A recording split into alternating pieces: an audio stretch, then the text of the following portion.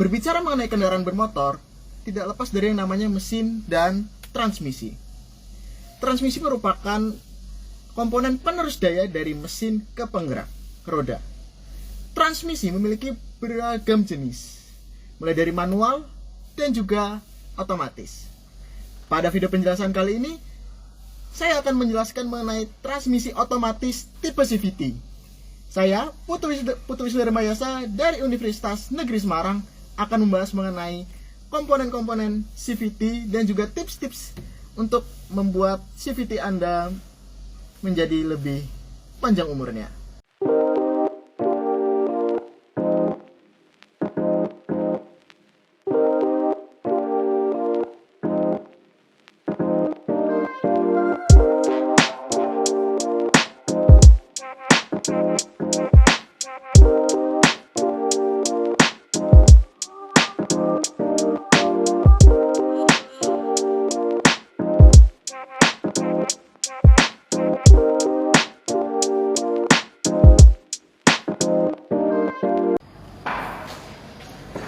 CVT merupakan singkatan dari Continuous Variable Transmission.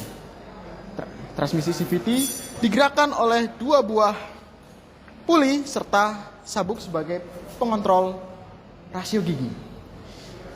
CVT bergerak secara kontinu terus-menerus tanpa adanya rasa perpindahan gigi seperti pada transmisi otomatis konvensional torque converter. Dua buah puli ini akan bergerak secara stimulus, secara terus-menerus untuk menghasilkan rasio gigi yang unlimited, tidak seperti pada torque converter konvensional, sehingga membuat mesin dapat bekerja pada RPM yang optimal untuk menghasilkan konsumsi bahan bakar yang baik. Komponen transmisi CVT pada motor terdiri atas dua buah puli, sabuk karet, rumah kampas ganda. Di dalam sini ada kampas ganda, lalu ada pegas kampas ganda. Di dalam bagian sini ada slider dan roller. Lalu apa saja sih perbedaan CVT pada motor dengan CVT pada mobil?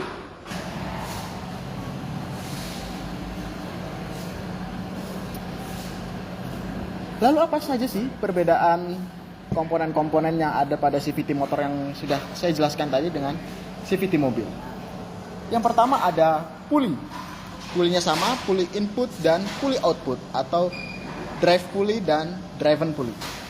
Puli input terhubung dengan mesin mobil, sedangkan driven pulley atau puli yang digerakkan terhubung dengan penggerak atau kopot. Kedua puli ini terhubung oleh sabuk baja yang mengatur rasio gigi secara kontinu. Yang kedua ada sabuk penggerak. Nah, hal ini yang menjadi pembeda utama sabuk komponen utama dari CVT motor dan CVT mobil. Kalau CVT motor menggunakan sabuk karet, sedangkan CVT mobil menggunakan sabuk berbahan dasar metal baja. Prinsip kerjanya sama, yaitu untuk mengatur rasio gigi secara kontinu sehingga menghasilkan rasio gigi yang seolah-olah unlimited atau tidak terhingga, sehingga mesin dapat bergerak secara lebih efisien dan menghasilkan konsumsi bahan bakar yang jauh lebih baik. Yang ketiga adalah metal belt. Metal belt ini adalah komponen kecil penyusun sabuk baja. Metal belt ini dapat rusak ketika Anda tidak merawatnya dengan baik. Selanjutnya adalah valve body. Valve body merupakan komponen yang berfungsi untuk mengatur aliran oli dalam transmisi.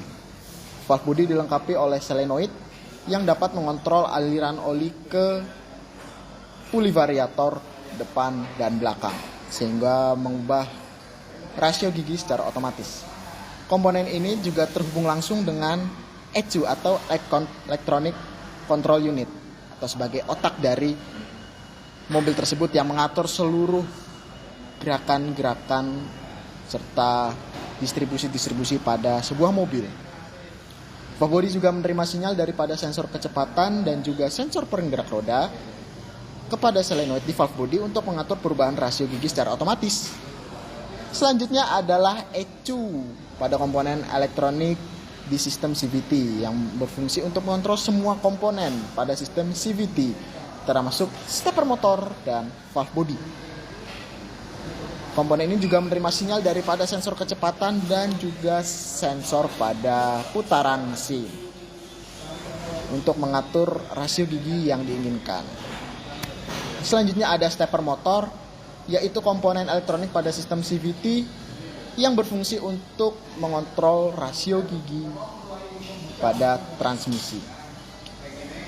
Selanjutnya ada belt tensioner, adalah komponen yang berfungsi untuk menjaga tegangan sabuk baja atau rantai pada sistem CVT mobil. Dia yang akan menjaga tegangan berada pada titik tegang yang optimal. Selanjutnya adalah reduction gear, komponen yang berfungsi untuk mengurangi putaran mesin agar sesuai dengan kecepatan dan RPM pada mobil. Yang terakhir adalah parking lock mechanism, merupakan komponen yang berfungsi untuk mengunci roda mobil pada saat parkir. Jadi pada saat berhenti kita bisa memasukkan mode transmisi, yaitu ada di N serta di P. Ketika di N, mobil masih bisa digerakkan secara maju mundur. Ketika di P, mobil benar-benar terkunci dan tidak bisa digerakkan sama sekali. Lalu, mengapa CVT sekarang menjadi primadona bagi seluruh pabrikan-pabrikan untuk menjadikan dia sebagai transmisi otomatis pilihan utamanya, bukan torque converter atau dual clutch atau AMT seperti pada mobil-mobil sebelumnya? Ternyata CVT pun memiliki beberapa kelebihan. Yang pertama adalah kenyamanan berkendara yang lebih halus dan membuat kenyamanan lebih kepada pengendara serta penumpang. Selanjutnya ada bekerja pada tingkat efisiensi yang terbaik. Seperti yang sudah saya jelaskan tadi, CVT akan menjaga putaran mesin dijaga di RPM yang sangat rendah ataupun RPM yang sangat optimal. Ketika kita ingin konsumsi bahan bakar yang lebih baik, maka CVT mobil akan menjaga putaran mesin pada putaran yang rendah, mungkin 1500 sampai 2000 RPM. Ketika kita ingin menggerakkan mobil secara terus-menerus, kita membutuhkan tenaga yang lebih untuk berakselerasi, maka CVT dapat menahan putaran mesin di putaran tinggi, baik itu di torsi maksimal atau di tenaga maksimal, ditahan di 4000 RPM ataupun bahkan di 6000 RPM. Selanjutnya, bobot transmisi CVT relatif lebih ringan dibandingkan kita menggunakan torque converter. Akselerasi lebih halus, dan ini berkaitan kepada poin pertama tadi, untuk meningkatkan kenyamanan. Menjaga putaran mesin dan RPM di kondisi yang optimal, seperti yang sudah saya sebutkan tadi, untuk membuat konsumsi BBM menjadi lebih irit. Tapi di balik kelebihan tadi terdapat juga kekurangannya, yaitu transmisi CVT terkesan kurang sporty karena ketika kita berakselerasi tidak ada hentakan seperti pada transmisi dual clutch atau torque converter biasanya. Dia hanya manteng di RPM optimal terus. Ketika di 4000 ataupun 6000 dia tidak ada perpindahan gigi seperti pada transmisi torque converter biasanya. Yang kedua yaitu suara mesin sangat terdengar ketika kita injak gas terus-menerus, karena mesin akan berderu tinggi di RPM maksimal terus. Yang kedua, ketika terjadi kerusakan, maka biaya perawatannya cukup mahal. Yang ketiga, jika Anda tidak bisa merawat transmisi CVT dengan baik, maka sabuk baja akan rusak total. Sabuk-sabuk metal tadi akan tercerai-berai. Ini akan saya tampilkan ilustrasinya.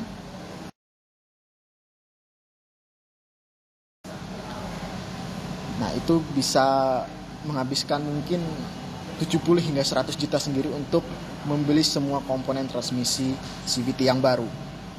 Selanjutnya kurang andal ketika bertemu jalanan yang naik dan turun, terutama di kondisi menanjak dari diam, karena transmisi CVT akan struggle atau kesusahan dalam mencari traksi dan RPM yang optimal. Juga ada tips dalam merawat transmisi CVT. Gunakan secara halus. Jangan sering berakselerasi mendadak. Ketika akselerasi, lakukan secara halus dan jangan menginjak pedal gas secara penuh, secara terus-menerus. Yang kedua, ketika kita berjalan di kondisi perkotaan, gunakan mode D saja. Jangan menggunakan mode S karena akan memperberat kerja transmisinya. Transmisi akan menahan RPM mesin di RPM optimal untuk mengeluarkan seluruh tenaganya. Ya, sisi lain bahan bakar akan menjadi lebih boros. Selanjutnya, ketika berhenti lebih dari 5 detik pada saat kemacetan, pindahkan transmisi ke netral untuk meringankan kerja transmisi. Lakukan perpindahan transmisi dari kondisi D ke R atau D ke P atau R ke P pada saat mobil sudah berhenti sempurna. Ini sebenarnya tips untuk semua jenis transmisi otomatis, baik itu torque converter ataupun CVT, karena itu dapat merusak gigi-gigi di dalamnya. Selanjutnya, jangan pernah menginjak gas untuk menahan mobil di tanjakan. Kalau di mobil manual itu seperti mode setengah kopling. Kopling akan terus terbakar dan menahan mobil di tanjakan untuk diam. Gunakan saja rem tangan ataupun segala fitur yang ada untuk menahan mobil pada saat diam di tanjakan. Yang terakhir, lakukan penggantian pelumas transmisi secara rutin. Oli transmisi sering kali luput dari perhatian kita. Kita hanya ingat oli mesin saja. Sedangkan oli transmisi kita benar-benar jarang untuk memperhatikan hal tersebut. Ketika Anda tinggal di kota besar dengan intensitas lalu lintas yang padat, ataupun tempat tinggal Anda berada di dataran tinggi yang medannya naik dan turun, gunakan oli transmisi yang sesuai spesifikasi pabrikan dan lakukan penggantian oli transmisi secara lebih rutin. Contohnya saat di buku manual tertera penggantian oli transmisi di 40.000 km, maka lakukan 20.000 km. Itu akan memperpanjang umur transmisi CVT Anda. Begitulah pembahasan video kali ini mengenai transmisi CVT. Berikan saran dan kritik Anda melalui kolom komentar di bawah. Saya Putu Wisnu Darmayasa dari Prodi Pendidikan Teknik Otomotif Universitas Negeri Semarang pamit undur diri. Sampai bertemu pada video selanjutnya.